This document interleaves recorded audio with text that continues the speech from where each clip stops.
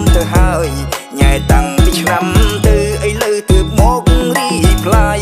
យឺតពេលបន្តិចហើយញ៉ែមិនបានឡើយចូលរួមសោកស្ដាយប្តីគេហើយឆោមឆាយទាំងចិត្តកាយក៏មិនទំនេរថ្ងៃក្រោយមានគេញ៉ែគេវិញទៅណាអូនហាអើ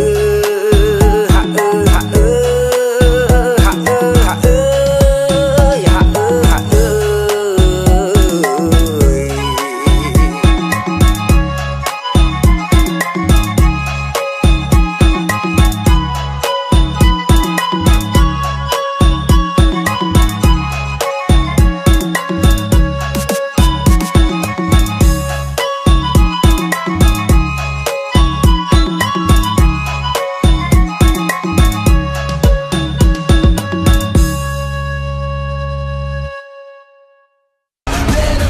ត្រាបៀរកម្ពុជាបង្កើនភាពស្និទ្ធស្នាល